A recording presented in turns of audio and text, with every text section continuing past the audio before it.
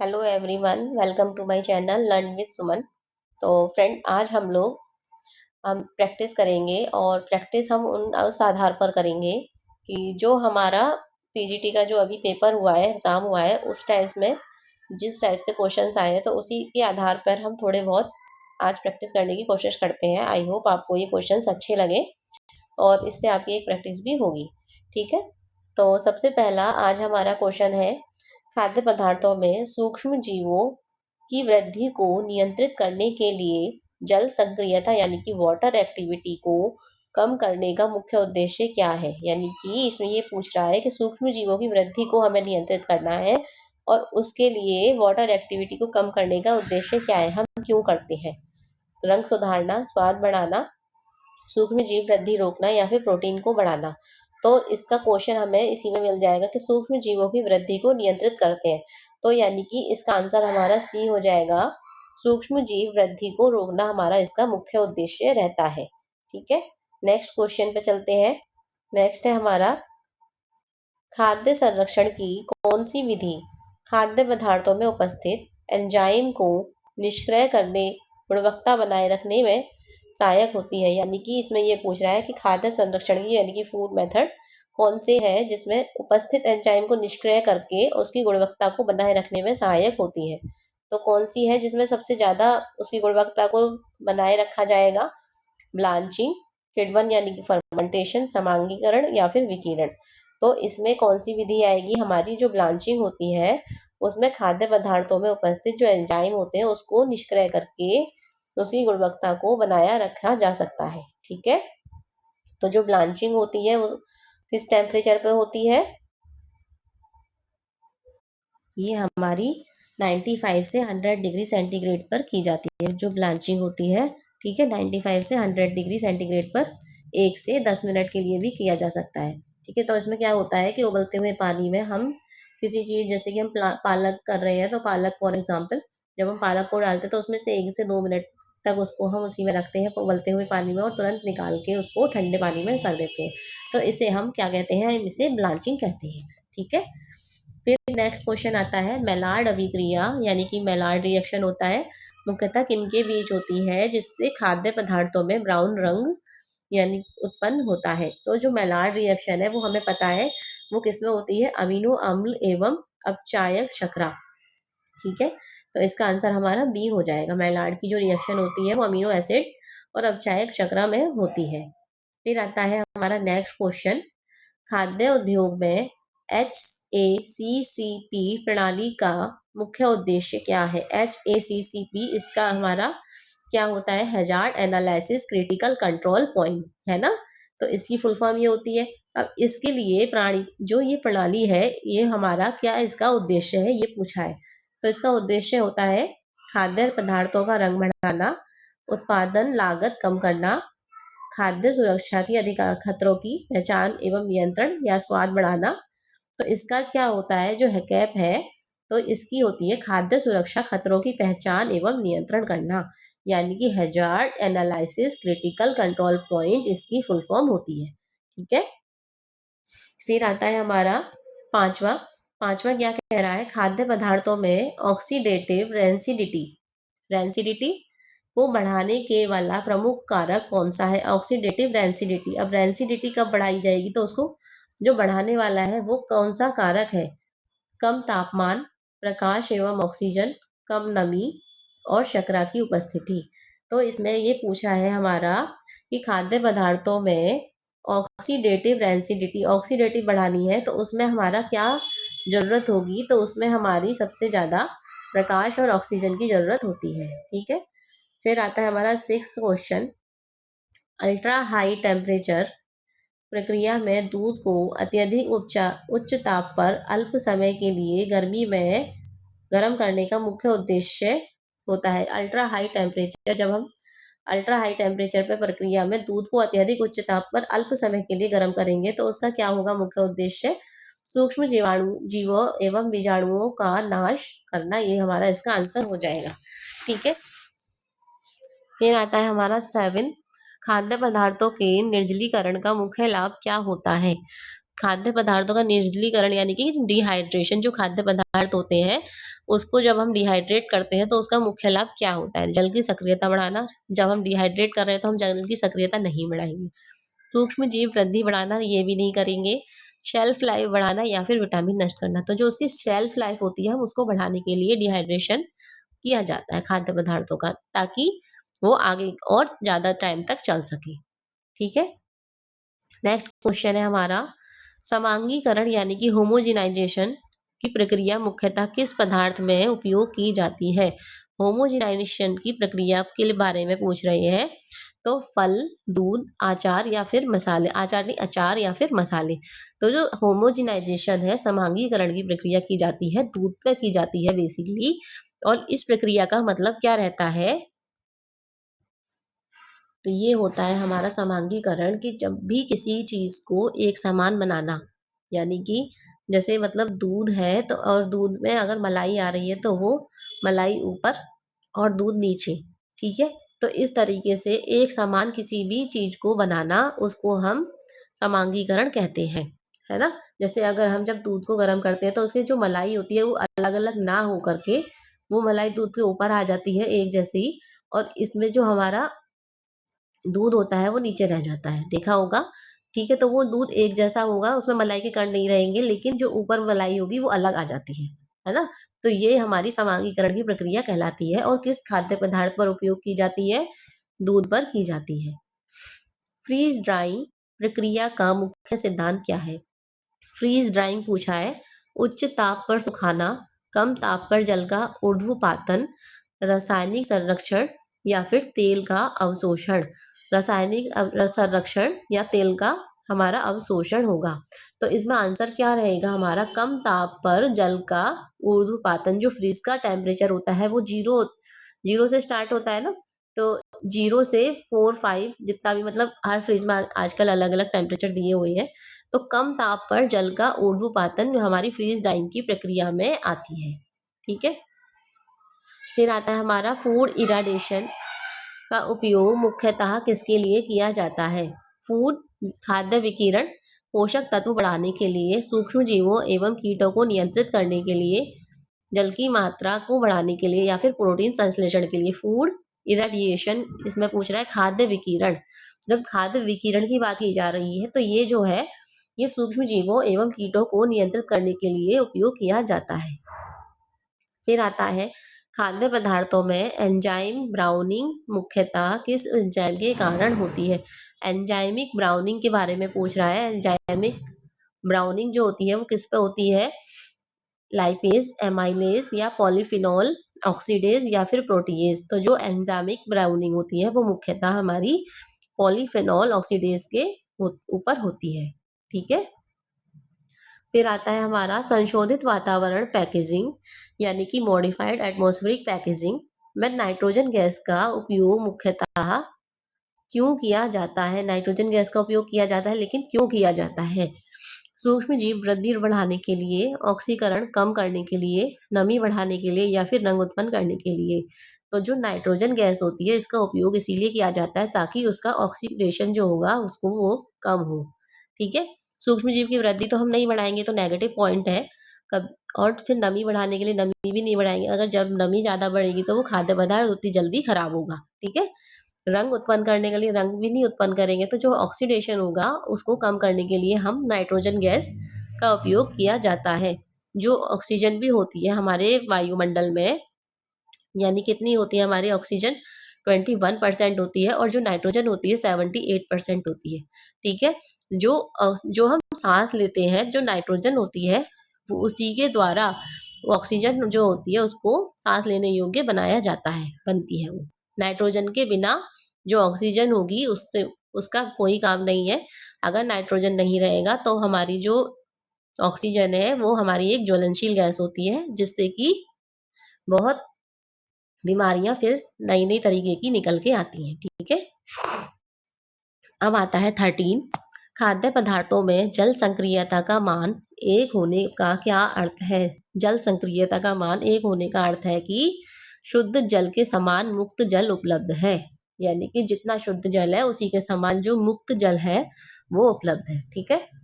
फिर आता है केनिंग प्रक्रिया। केनिंग एक होती है डिब्बे बंद, ठीक है। एग्जॉस्टिंग का मुख्य उद्देश्य क्या है? केनिंग प्रक्रिया में नमी को बढ़ाना नहीं होगा, डिब्बे से वायु निकालना, या फिर तापमान कम करना, या फिर स्वाद बढ़ाना। तो जो केनिंग की प्रक्रिया होती है उसमें क्या हो रहता है कि डिब्बे से वायु निकालना इसका आंसर रहेगा।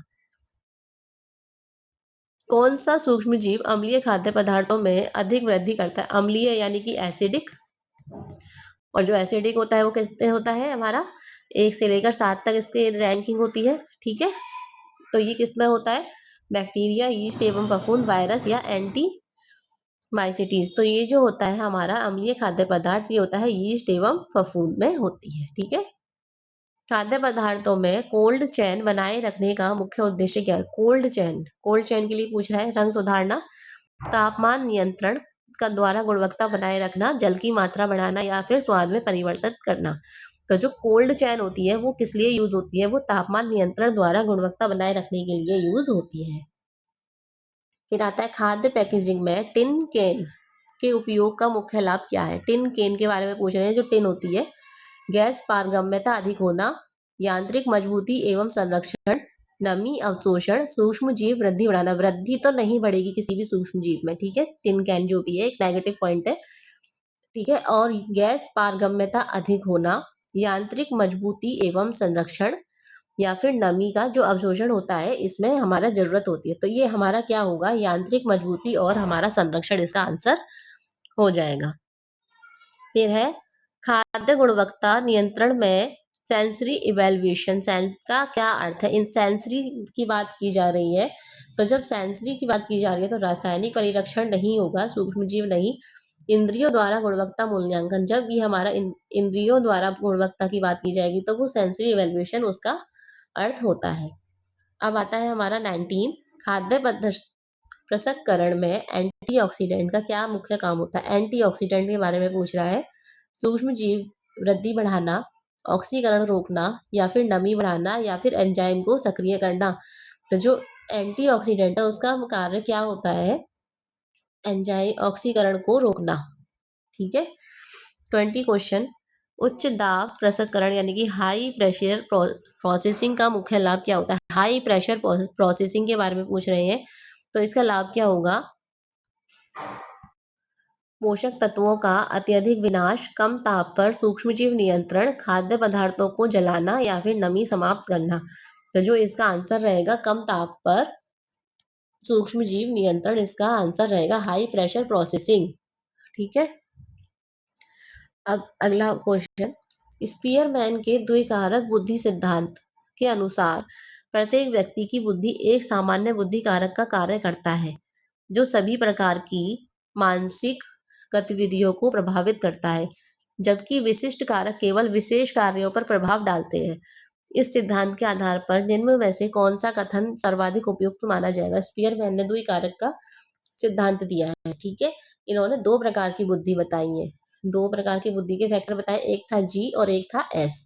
तो जो जी था यानी कि जी एक जनरल था जो सब में होगा, और एस केवल अर्जित किया जाएगा, ठीक है। जो जिसको हम अपने द्वारा अर्जित कर सकते हैं, जिसको हम ग्रहण करते हैं, सबका अलग अलग रहेगा, किसी का कुछ किसी का कुछ, ठीक है। तो स्पीयरमैन ने ये 2 बुद्धि के कारक बताए थे। अब इसमें ये पूछ रहा है इस सिद्धांत के आधार पर निम्न में से कौन सा कथन सर्वाधिक उपयुक्त माना जाएगा? प्रत्येक व्यक्ति की बुद्धि केवल एक ही प्रकार की होती है? नहीं, इन्होंने बुद्धि के बहुत सारे प्रकार बताए हैं, 2 प्रकार बताए हैं इन्होंने, लेकिन बुद्धि के और भी बहुत सारे प्रकार होते हैं जो अलग अलग वैज्ञानिकों ने अलग अलग खोज करके बताए हैं, ठीक है। सामान्य बुद्धि सभी कार्यों में सहायक होती है, जबकि विशिष्ट बुद्धि विशेष कार्यों में प्रयुक्त होती है। यही हमारा इसका सही आंसर हो जाएगा। बुद्धि केवल अनुवांशिक कारकों पर निर्भर करती है ऐसा नहीं है, विशिष्ट बुद्धि सभी प्रकार के कार्यों को नियंत्रित करती है, ठीक है। तो जो स्पीयरमैन थे उनके अनुसार सामान्य बुद्धि जी फैक्टर और एस फैक्टर यानी कि जो विशेष कार्य, जैसे कुछ भी हो सकता है, गणित में कोई बच्चा इंटरेस्ट ले रहा है, कोई कला में, ठीक है। तो इसका आंसर हमारा बी हो गया। अब है किशोरावस्था के दौरान हार्मोनल परिवर्तनों के कारण बालकों एवं बालिकाओं में तीव्र शारीरिक वृद्धि, भावनात्मक अस्थिरता तथा सामाजिक व्यवहार में परिवर्तन दिखाई देते हैं। इस अवस्था को स्ट्रॉम एंड स्ट्रेस यानी कि तनाव एंड तूफान की अवस्था इसीलिए कहा जाता है, क्योंकि अब ये बेसिकली किशोरावस्था के बारे में पूछ रहे हैं। क्यों कहा जाता है? क्योंकि इस अवस्था में केवल शारीरिक विकास होता है। केवल वाला ऑप्शन इसमें गलत रहेगा। किशोर पूर्णतः भावनात्मक रूप से स्थिर होते हैं, ऐसा भी नहीं है। इस अवस्था में संघर्ष, तनाव और भावनात्मक उतार चढ़ाव अधिक पाए जाते हैं। ये इसका हमारा आंसर सही रहेगा, यानी कि सी। फिर आता है हमारा थर्ड, गर्भावस्था के दौरान यदि माता धूम्रपान से शराब सेवन या हानिकारक दवाइयों का उपयोग करती है तो भ्रूण के शारीरिक एवं मानसिक विकास पर प्रतिकूल प्रभाव पड़ता है। ऐसे हानिकारक तत्वों को क्या कहा जाता है जो गर्भस्थ शिशु के विकास में बाधा उत्पन्न करते हैं? हार्मोन्स, न्यूट्रिएंट, टेराटोजेंस या फिर वैक्सीन। तो ऐसे पदार्थ को टेराटोजेंस कहा जाता है। ये जो टेराटोजेंस शब्द है ना, ये जो हमारी जो प्रेगनेंसी रहती है उसमें एक नेगेटिव वर्ड होता है, जो गर्भावस्था में यदि माता धूम्रपान या शराब इन सब का उपयोग या दवाइयों का ज्यादा उपयोग कर रही है तो उनको कुछ हार्मोनल डिसबैलेंस भी होते हैं, और उसमें क्या उस सब का एक प्रभाव रहता है, उसको क्या कहते हैं? टेराटोजेंस कहते हैं। इसमें मानसिक मंदता या फिर किसी भी प्रकार के डिसइफेक्ट यानी इन जो डिसीज होती हैं वो बच्चे में आने की संभावनाएं बनी थी। ठीक है। टेराटोजेंस वे हानिकारक पदार्थ या कारक होते हैं जैसे शराब, धूम्रपान, नशीले पदार्थ एवं विकिरण, जो भ्रूण विकास को, जो भी प्रकाश को उसको प्रभावित करके जन्म दोष उत्पन्न कर सकते हैं। ठीक है, तो इसका आंसर हो गया हमारा टेराटोजेंस। नेक्स्ट क्वेश्चन है, गर्भावस्था के दौरान अत्यधिक शराब सेवन के कारण जो माताएं, ज्यादातर जो प्रेग्नेंट लेडीज है, अगर वो ज्यादा शराब पी रही है तो उसी होने वाली स्थिति जिसमें शिशु की मानसिक मंदता, कम वजन एवं चेहरे की असमानताएं दिखाई देती हैं, तो उसको क्या कहा जाता है? तो जो गर्भावस्था में स्थिति ऐसी पड़ती है तो उसको कहा जाता है फीटल अल्कोहलिक सिंड्रोम, यानी कि ये गर्भावस्था के दौरान शराब का अत्यधिक सेवन करने वाली महिलाओं में पाया होता है, उनके बच्चे में देखा जाता है।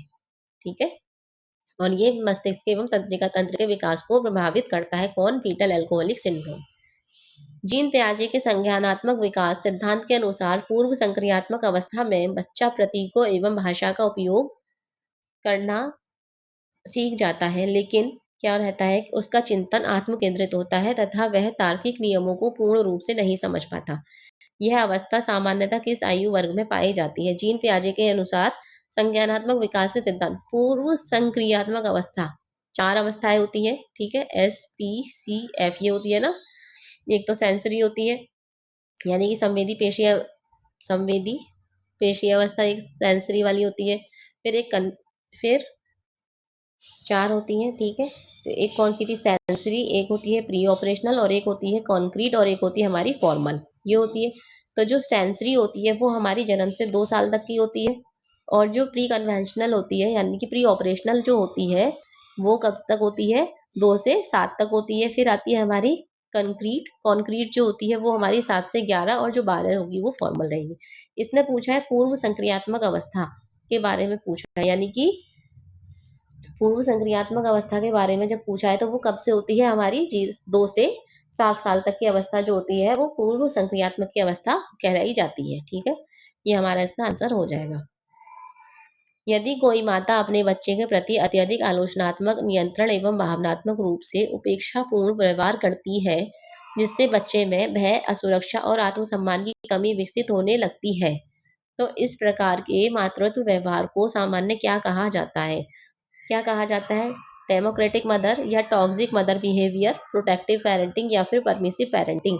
तो इसको क्या कहा जाएगा? टॉक्सिक मदर बिहेवियर कहा जाता है। क्यों कहा जाता है? क्योंकि अत्यधिक नकारात्मक नियंत्रण एवं अपमानजनक व्यवहार बच्चे के जो भावनात्मक एवं मानसिक जितने भी विकास होंगे उन सबको प्रभावित करेगा, और इसे टॉक्सिक मदर बिहेवियर कहा जाएगा। ठीक है, माँ कर रही है इसमें इसमें ऐसा नहीं है, इसमें इसमें सिर्फ माता के बारे में दिया। अगर इसमें किसी ये दिया होता कि उसके माता पिता उस बच्चे को अत्यधिक दे रहे हैं तो ये हो जाता हमारा, इसमें कोई पेरेंटिंग स्टाइल आती जैसे परमिसिव, प्रोटेक्टिव, है ना। लेकिन इसमें सिर्फ मदर के बारे में कहा है तो टॉक्सिक मदर बिहेवियर उसका आंसर हो जाएगा। फिर आएगा 7, गर्भपात की चिकित्सीय आवश्यकता मुख्यतः तब उत्पन्न होती है जब गर्भस्थ शिशु माता या कि स्वास्थ्य शरीर को गंभीर खतरा हो। निम्न में से कौन सी स्थिति चिकित्सीय गर्भपात का सबसे उपयुक्त कारण मानी जाती है? सामान्य थकान नहीं, भ्रूण में गंभीर अनुवांशिक विकृति या हल्का तनाव या सामान्य कमजोरी। तो जो सामान्य कमजोरी, हल्का तनाव, इसमें अबॉर्शन नहीं किया जाता। इस अबॉर्शन की स्थिति तब पैदा होती है जब भ्रूण के गंभीर अनुवांशिक विकृति जब पैदा होने लगती है। ठीक है।